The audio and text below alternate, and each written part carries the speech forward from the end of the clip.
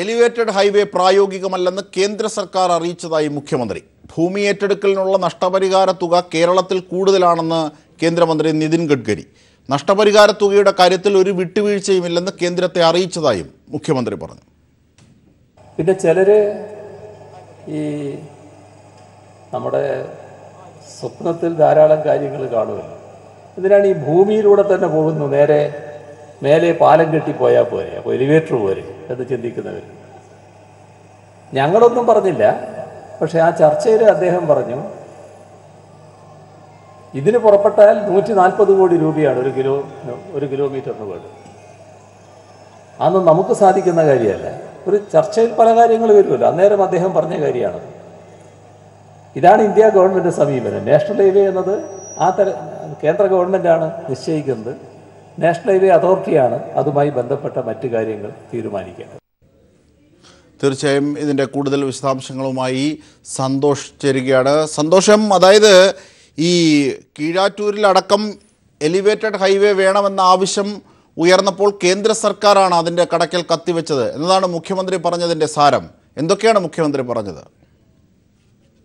ദേശീയപാത വികസനവുമായി ബന്ധപ്പെട്ട് കേന്ദ്ര ഉപരിതല ഗതാഗത മന്ത്രി നിതിൻ ഗഡ്കരിയുമായി മുഖ്യമന്ത്രി പിണറായി വിജയൻ ചർച്ച നടത്തിയിരുന്നു. ഇതിന്റെ ചില വിശദാംശങ്ങളാണ് ഇപ്പോൾ മുഖ്യമന്ത്രി കണ്ണൂരിൽ മമ്പറം പാലത്തിന്റെ പ്രവൃത്തി ഉദ്ഘാടനവുമായി ബന്ധപ്പെട്ട പരിപാടിയിൽ വ്യക്തമാക്കിയത്. അതിൽ തന്നെ മുഖ്യമന്ത്രി ചൂണ്ടിക്കാണിച്ച ഏറ്റവും പ്രധാനപ്പെട്ട കാര്യം കീഴാറ്റൂരിൽ ഉൾപ്പെടെ എലിവേറ്റഡ് ഹൈവേ വരുന്നതിന് ചിലർ വരണമെന്ന ആഗ്രഹം ചിലർ സ്വപ്നമായി കൊണ്ടു നടക്കുന്നുണ്ട്. അങ്ങനെ ഒരു പദ്ധതിക്ക് എതിർപ്പൊന്നും സംസ്ഥാന സർക്കാർ പ്രകടിപ്പിച്ചിട്ടില്ല. എന്നാൽ കേന്ദ്ര ഉപരിതല ഗതാഗത മന്ത്രി നിതിൻ ഗഡ്കരി തന്നെയാണ് ഈ പദ്ധതി പ്രായോഗികമല്ല എന്നുള്ള കാര്യം ചർച്ചയിൽ അറിയിച്ചത് എന്നുള്ള കാര്യം മുഖ്യമന്ത്രി ഇപ്പോൾ വ്യക്തമാക്കിയിട്ടുണ്ട്. 1 കിലോമീറ്ററിന് 140 കോടി രൂപ ഈ എലിവേറ്റഡ് ഹൈവേ പദ്ധതിക്ക് ചെലവ് വരും. അത്തരത്തിലുള്ള ഒരു പദ്ധതി കേന്ദ്ര സർക്കാരിന് പ്രായോഗികമല്ല എന്നുള്ള കാര്യം നിതിൻ ഗഡ്കരി വ്യക്തമാക്കിയിട്ടുണ്ട് എന്നുള്ളതാണ് മുഖ്യമന്ത്രി അറിയിച്ചിട്ടുള്ളത്. BJP സംസ്ഥാന നേതാക്കന്മാർ ഉൾപ്പെടെ കീഴാറ്റൂരിൽ ഈ പറയുന്ന ഹൈവേ വിരുദ്ധ സമരക്കാർക്കൊപ്പം ചേർന്ന് നടത്തുന്ന പ്രചരണവും എലിവേറ്റഡ് ഹൈവേ വേണം എന്നുള്ളതാണ്.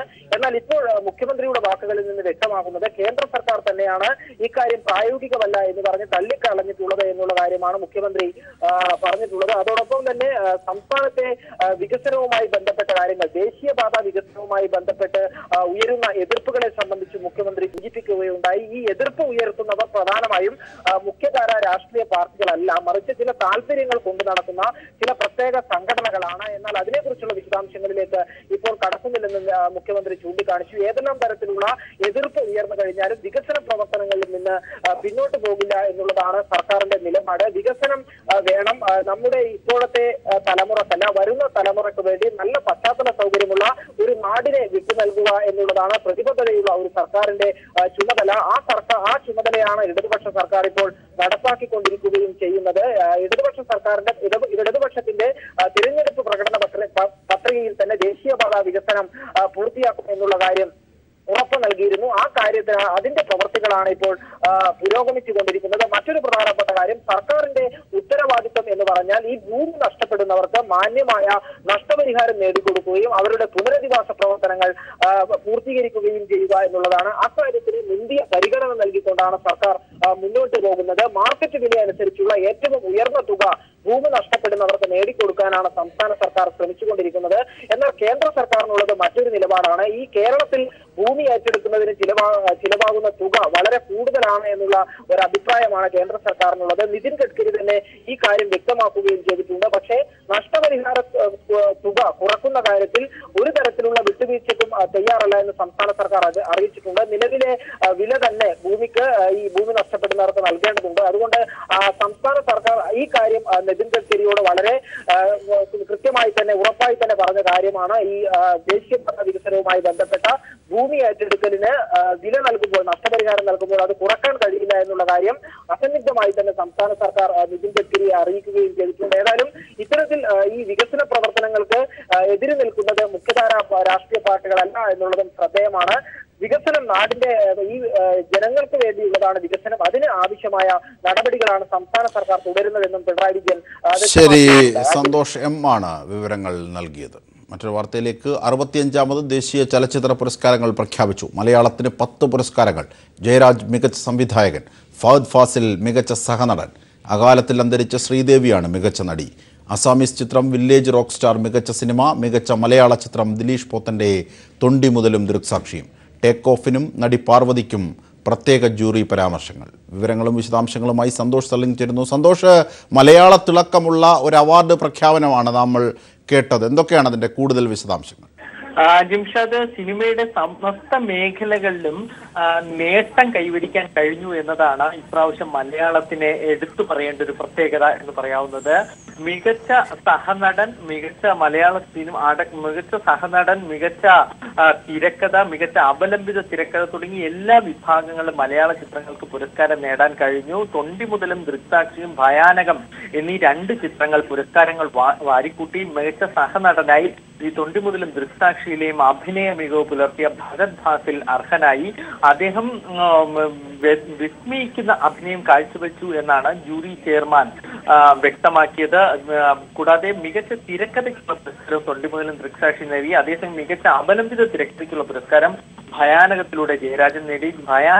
ഭയാനകത്തിന്റെ സംവിധാനത്തിനാണ് ജയരാജനെ മികച്ച സംവിധായകനായി തിരഞ്ഞെടുത്തിരിക്കുന്നത്. മികച്ച ഛായാഗ്രഹത്തിനുള്ള പുരസ്കാരം ഭയാനകം തന്നെയാണ് നേടിയിരിക്കുന്നത്. മികച്ച മലയാള സിനിമ തൊണ്ടി മുതലും ദൃക്സാക്ഷിയുമാണ്. ടേക്ക് ഓഫ് പാർവതിയുടെ പ്രത്യേക പരാമർശത്തിന് ഇടയാക്കി. മികച്ച നടിക്കുള്ള പുരസ്കാരത്തിന് വേണ്ടി പാർവതിയും ശ്രീദേവിയും തമ്മിൽ അവസാന ഘട്ടം വരെ ഇഞ്ചോടിഞ്ച് മത്സരമായിരുന്നു എന്നാണ് ശേഖർ കപൂർ ജൂറി ചെയർമാൻ അറിയിച്ചത്. കൂടാതെ മികച്ച പ്രൊഡക്ഷൻ ഡിസൈനുള്ള പുരസ്കാരവും ടേക്ക് ഓഫിന് ലഭിച്ചു. സന്തോഷ് രാജനാണ് ആ പുരസ്കാരം നേടിയെടുത്തത്. സംസ്ഥാന ചലച്ചിത്ര പുരസ്കാരം ലഭിച്ച ആളൊരുക്കം മികച്ച സാമൂഹ്യ പ്രസക്തിയുള്ള ചിത്രമായി തെരഞ്ഞെടുക്കപ്പെട്ടു. KJ യേശുദാസ് 8ാം തവണയും മികച്ച ഗായകനായി തെരഞ്ഞെടുക്കപ്പെട്ടിരിക്കുന്നു. സനൽ ജോർജ്, ജസ്റ്റിൻ ജോർജ് എന്നിവർ ശബ്ദ മിശ്രണത്തിൽ, പ്രത്യേകിച്ച് ലഡാക്ക് എന്ന ഇംഗ്ലീഷ് സിനിമയിലെ ശബ്ദ മിശ്രണത്തിൽ മികച്ച ശബ്ദമിശ്രണത്തിലുള്ള പുരസ്കാരം നേടിയിരിക്കുന്നു. അവസാന നിമിഷം വരെ റസൂൽ പൂക്കുട്ടിയുമായുള്ള മത്സരത്തിന് ശേഷമാണ് ഇവർ ഈ പുരസ്കാരം നേടിയെടുത്തത് എന്നതിനെ ശ്രദ്ധേയമാക്കുന്ന മികച്ച നടിക്കുള്ള പുരസ്കാരം അന്തരിച്ച നടി ശ്രീദേവി തന്നെ നേടിയെടുത്തിരിക്കുന്നു. ഈ മികച്ച നടനുള്ള പുരസ്കാരം ഇപ്പോൾ ലഭിച്ചിരിക്കുന്നത് ബംഗാളിൽ നിന്നുള്ള നടൻ ഋഷി സെന്നിനാണ്. അദ്ദേഹത്തിന്റെ നഗരഗീതൻ എന്ന സിനിമയിലെ അഭിനയത്തിനാണ് അദ്ദേഹത്തിന് ഈ മികച്ച നടനുള്ള പുരസ്കാരത്തിന് ഇപ്രാവശ്യം അർഹനായിരിക്കുന്നത്.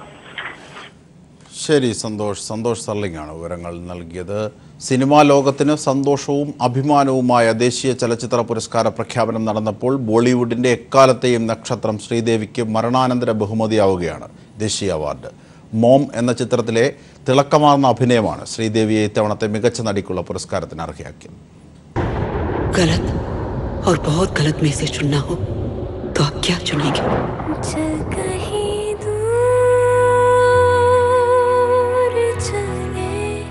കൂട്ടമാനഭംഗത്തിന് ഇരയായ കൗമാരക്കാരിയുടെ അമ്മയുടെ ആത്മസംഘർഷങ്ങളായിരുന്നു മോം എന്ന ചിത്രത്തിൽ ശ്രീദേവി അവതരിപ്പിച്ചത്.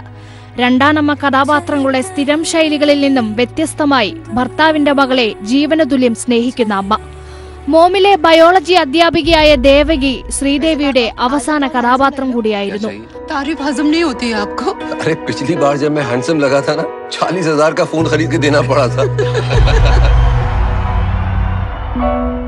മകളെ ആക്രമിച്ചവരെ തിരഞ്ഞുപിടിച്ച് വിദഗ്ധമായി കൊലപ്പെടുത്തുന്ന അമ്മ ദേവകിയുടെ ഭാവങ്ങളെ അത്ര സൂക്ഷ്മമായിട്ടാണ് ശ്രീ വെള്ളിത്തിരയിൽ അവതരിപ്പിച്ചത്. മോം എന്ന ചിത്രം കണ്ടവർക്കറിയാം ദേശീയ പുരസ്കാരത്തിന് അവർ എത്രത്തോളം അർഹയായിരുന്നുവെന്നതും. രവി ഉദ്യാവർ സംവിധാനം ചെയ്ത ചിത്രം നിർമ്മിച്ചത് ശ്രീയുടെ ഭർത്താവ് കൂടിയായ ബോണി കപൂർ ആയിരുന്നു.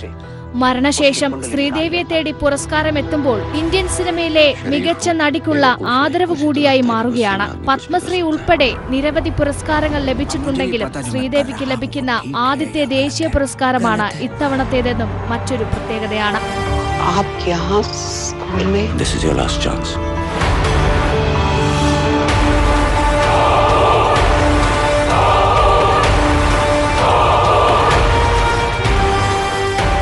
भोलेनाथ पे भरोसा रखो, भगवान सब ठीक कर देगा. भगवान हर जगह नहीं होता है डीके जी, इसीलिए तो उसने माँ बनाई है. 65ാമത് ദേശീയ ചലച്ചിത്ര പുരസ്കാര പ്രഖ്യാപനം നടന്നപ്പോൾ ശ്രീദേവിയുടെ പേരുയർന്നു കേട്ട പുരസ്കാരവേദി ഒരു കണ്ണീരോർമ്മയ്ക്കു കൂടി കാരണമായി. ശ്രീദേവിക്കത് മരണാനന്തര ബഹുമതിയും. News desk. അവാർഡ് ആത്മവിശ്വാസവും ഉത്തരവാദിത്വവും വർദ്ധിപ്പിക്കുന്നുവെന്ന് ദിലീഷ് പോത്തൻ.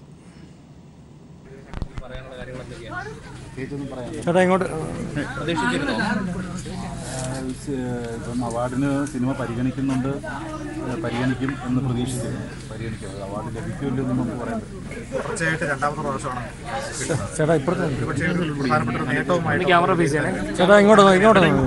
സംവിധായകന്റെ പെർസ്പെക്റ്റീവില് അങ്ങനെ കാണുന്നത്. അതായത് സന്തോഷമുള്ള കാര്യമാണ്. കഴിഞ്ഞ വർഷം അവാർഡ് കിട്ടിയപ്പോഴും അത് സന്തോഷമായിരുന്നു. അത് നമുക്ക് കുറച്ചും കൂടെ അടുത്തൊരു സിനിമയ്ക്ക് ശ്രമിക്കുന്നതിനുള്ള ഭയങ്കര പ്രചോദനമായിട്ട് തന്നെയാണ് അതിനെ കാണുന്നത്. നമ്മളിൽ കുറച്ചും കൂടി ഉത്തരവാദിത്വം ഉണ്ടാക്കുന്നുണ്ട്. ഇപ്പോൾ മഹേഷിന് കിട്ടിയ അല്ലെങ്കിൽ ഒരു അവാർഡ് അല്ലെങ്കിൽ അംഗീകാരങ്ങളാണ് എനിക്ക് തൊണ്ടിമുതൽ പോലുള്ളൊരു സിനിമയ്ക്ക് വേണ്ടി ശ്രമിക്കാൻ എനിക്ക് ധൈര്യം തന്നത്. തീർച്ചയായിട്ടും ഇതും അങ്ങനത്തെ ഒരു സന്തോഷം തരുന്ന കാര്യമാണ്. വരും സിനിമകളിലും കൂടുതൽ ഉത്തരവാദിത്തോടുകൂടി പ്രവർത്തിക്കാൻ ശ്രമിക്കുന്നതായിരിക്കും. തീർച്ചയായിട്ടും ഒരു വലിയ ഗ്രൂപ്പിൻ്റെ അങ്ങനത്തെ കൂട്ടായിട്ടുള്ളൊരു എഫേർട്ടാണ് ആ സിനിമ. ആ സിനിമയ്ക്ക് കിട്ടിയ പുരസ്കാരം അതിൽ പ്രവർത്തിച്ച മുഴുവൻ ആളുകൾക്കും ഒരുമിച്ചാണ് അർഹതപ്പെട്ടത്. ടേക്ക് ഓഫിലെ കഥാപാത്രത്തിന് അവാർഡ് ആഗ്രഹിച്ചിരുന്നുവെന്ന് നടി പാർവതി. ടേക്ക് ഓഫിന് എന്തായാലും അവാർഡ് വേണമെന്ന് ആഗ്രഹിച്ചിരുന്നു. ഭയങ്കര മരണാഗ്രഹമായിരുന്നു. ടേക്ക് ഓഫിന് ഒരു നാഷണൽ ലെവലിൽ ഒരു അക്നോളജ്മെൻറ്റ്, ഒരു അപ്രീഷിയേഷൻ അത് എന്ത് രീതിയിലും വരണമെന്ന് ഞാൻ ആഗ്രഹിച്ചിട്ടുണ്ട്. ബിക്കോസ് അത്രയും എൻ്റെ ടീമും എൻ്റെ പ്രൊഡ്യൂസേഴ്സും അത് അത്രയും അർപ്പണതാബോധത്തോടെയാണ് ആ സിനിമ എടുത്തിട്ടുള്ളത്, എല്ലാ മെമ്പേഴ്സും ആരായാലും. പക്ഷേ ഇത് ഡബിൾ ട്രിപ്പിൾ ധമാക്കയാണ്. ഞാനെന്ന് പറഞ്ഞ നടിയോ എൻ്റെ പെർഫോമൻസിനേക്കാളും ഏറ്റവും കൂടുതൽ ഈ ക്യാരക്ടറിനാണ് അവാർഡ് പോയിരിക്കുന്നത്. ഈ ക്യാരക്ടർ കാരണമാണ് അങ്ങനെ ഒരു അവാർഡിന് നമുക്ക് ചിന്തിപ്പിക്കാൻ. അപ്പോൾ because I have done other characters also. പക്ഷേ ഇത്രയും സമീറ എന്ന് പറഞ്ഞിട്ടുള്ള ക്യാരക്ടർ വളരെ റിയലാണ്, എന്നാൽ സ്ട്രോങ് ആണ്. സോ സ്ത്രീ കഥാപാത്രം, ഫീമെയിൽ ഓറിയൻറ്റഡ് എന്നൊന്നും നമ്മൾ ചിന്തിക്കില്ലേ. സിനിമ കണ്ടു തുടങ്ങിക്കഴിഞ്ഞാൽ കുറേ മനുഷ്യന്മാരുടെ കഥ എന്നേ നമുക്ക് തോന്നുള്ളൂ. So I have to say that അത് മഹേഷ് ആ സ്ക്രിപ്റ്റ് എഴുതിയ രീതിയിലും ആ ക്യാരക്ടറിനെ കൺസീവ് ചെയ്ത രീതിയിലുമാണ് എനിക്ക് ഏറ്റവും കൂടുതൽ അതിനുള്ള ഫുൾ ക്രെഡിറ്റ് പോകുന്നത്. എനിക്ക് അങ്ങനെ ഒരു ക്യാരക്ടർ കിട്ടിയാലല്ലേ അഭിനയിക്കാൻ പറ്റുള്ളൂ. ഇങ്ങനത്തെ ക്യാരക്ടർ കൂടുതൽ വരട്ടെ എന്ന് ഞാൻ പ്രതീക്ഷിക്കുന്നു. ദേശീയ ചലച്ചിത്ര അവാർഡ് ജേതാക്കളെ മുഖ്യമന്ത്രി പിണറായി വിജയൻ അഭിനന്ദിച്ചു. മലയാളത്തിന് ഒട്ടേറെ പുരസ്കാരങ്ങൾ നേടിയെടുക്കാൻ കഴിഞ്ഞു എന്നത് ഏറെ സന്തോഷകരമാണ്. മലയാള സിനിമയുടെ ഭാഗമായി പ്രവർത്തിക്കുന്നവർക്ക് അവാർഡ് ലഭിച്ചത് അഭിമാനകരവുമാണ്. നല്ല സിനിമകൾക്കുള്ള പ്രചോദനമാകട്ടെ ഈ അവാർഡുകളെന്നും മുഖ്യമന്ത്രി ആശംസിച്ചു. വാർത്തകളിലേക്ക്. ഇസ്രത് ജഹാൻ വ്യാജ ഏറ്റുമുട്ടലിൽ കൊല്ലപ്പെട്ട പ്രാണേഷിൻ്റെ പിതാവ് ഗോപിനാഥൻ പിള്ള ലോറി അപകടത്തിൽ കൊല്ലപ്പെട്ടു. വയലാറിൽ നടന്ന അപകടത്തിൽ ദുരൂഹതയേറുന്നു. ഗോപിനാഥൻ പിള്ള സഞ്ചരിച്ച കാറിൽ വന്നിടിച്ചത് 3 ലോറികളാണ്. വിവരങ്ങളും വിശദാംശങ്ങളുമായി ഇപ്പോൾ ഷാജഹാൻ ചെയ്യുന്നു. ഷാജി, ജസ്റ്റിസ് ലോയ വധക്കേസിൽ അല്ലെങ്കിൽ മരണത്തിലുണ്ടായതുപോലെയുള്ള ഒരു ദുരൂഹത ഈ വിഷയത്തിലും പറയപ്പെടുന്നു. അമിത്ഷാ അടക്കം ആരോപണ വിധേയരായ കേസിൽ നിയമപോരാട്ടം നടത്തുന്ന വ്യക്തിയാണ് ഗോപിനാഥ പിള്ള. ഈ ഘട്ടത്തിൽ ഈ ആക്സിഡന്റിനെ സംബന്ധിച്ച് കൂടുതൽ വിവരങ്ങൾ. തീർച്ചയായിട്ടും അജിംഷാദ്, ഇന്ന് പുലർച്ചെയാണ് പ്രാണേഷ് കുമാറിന്റെ പിതാവ് ഗോപിനാഥ പിള്ള മരണപ്പെടുന്നത്. 2 ദിവസം മുൻപാണ്, അതായത് ബുധനാഴ്ച പുലർച്ചെ 6 മണിയോടുകൂടിയാണ് ദേശീയപാതയിൽ വയലാറിന് സമീപം വെച്ച് ഗോപിനാഥ പിള്ള സഞ്ചരിച്ചിരുന്ന വാഹനം അപകടത്തിൽപ്പെടുന്നത്. മുന്നേ പോയ വാഹനം പെട്ടെന്ന് ചവിട്ടുകയും ഇതിനിടയിൽ പുറയിൽ നിന്നും വന്ന മറ്റൊരു ലോറി ഇതിന്റെ ബാക്കിലിടിക്കുകയുമായിരുന്നു. ഈ ആഘാതത്തിൽ മറിഞ്ഞ് റോഡിന്റെ ഡിവൈഡർ കടന്നു പോയ വാഹനത്തെ മറ്റൊരു ലോറി വന്ന് ഇടിക്കുന്ന ഒരു സ്ഥിതിവിശേഷമുണ്ടായി. ഇത്തരത്തിൽ 3 വാഹനങ്ങൾ ചേർന്ന് അപകടത്തിൽ ഈ കാറിനെ പെടുത്തുകയായിരുന്നു എന്ന് വേണമെങ്കിൽ നമുക്ക് പറയാം. ഒരുപക്ഷെ അങ്ങനെ ചിന്തിക്കേണ്ടിയിരിക്കുന്നു. എന്തായാലും ഇതുമായി ബന്ധപ്പെട്ട് ഈ കേസുമായി ബന്ധപ്പെട്ട് നടന്ന കേസിൽ ബന്ധപ്പെട്ട പ്രധാന പ്രതികൾ എന്ന് പറയുമ്പോൾ അമിത്ഷായാണ്. കാര്യം പ്രാണേഷ് കുമാർ വധവുമായി ബന്ധപ്പെട്ട് വ്യാജ ഏറ്റുമുട്ടലാണെന്നുള്ള കേസിൽ ഇപ്പോൾ നിയമ പോരാട്ടം നടത്തിക്കൊണ്ടിരിക്കുന്ന വ്യക്തി കൂടിയാണ് ഗോപിനാഥ പിള്ള. അതുകൊണ്ട് തന്നെ കഴിഞ്ഞ ഏതാണ്ട് 3-4 വർഷമായിട്ട് ഇദ്ദേഹം ഹൈക്കോടതിയും സുപ്രീം കോടതിയും ഒക്കെ ആയിട്ട് നടക്കുന്ന ഒരു വ്യക്തി കൂടിയാണ്. BJPയുടെ സംസ്ഥാന അധ്യക്ഷനെ അടക്കം പ്രതിക്കൂട്ടിൽ നിർത്തിക്കൊണ്ടാണ് ഈ കേസുമായി അദ്ദേഹം മുൻപോട്ട് പോയിക്കൊണ്ടത്. ഇതിനിടയിൽ പലതവണ അദ്ദേഹത്തെ സ്വന്തം കേസ് പിൻവലിക്കാനും മറ്റു പലതരത്തിലുള്ള സമ്മർദ്ദങ്ങളൊക്കെ ഉണ്ടായിട്ടോ അതൊന്നും വഴങ്ങാതെ നിയമ പോരാട്ടത്തിൽ നടക്കുകയായിരുന്നു അദ്ദേഹം. ഏറ്റവും അദ്ദേഹം ഇന്ന് പുലർച്ചെ 6 മണിയോടുകൂടി മരണപ്പെട്ടവരുടെ വിവരം ലഭിച്ചത്. 6 മണിക്ക് അമൃത ആശുപത്രിയിലായിരുന്നു ഇദ്ദേഹം മരണപ്പെട്ടത്. കഴിഞ്ഞ ഒരു ദിവസം അപകടത്തിന് ശേഷം 2 ദിവസമായിട്ട് അവിടെ ചികിത്സയിലായിരുന്നു. ഇന്ന് പുലർച്ചയോടുകൂടി മരണപ്പെടുകയായിരുന്നു.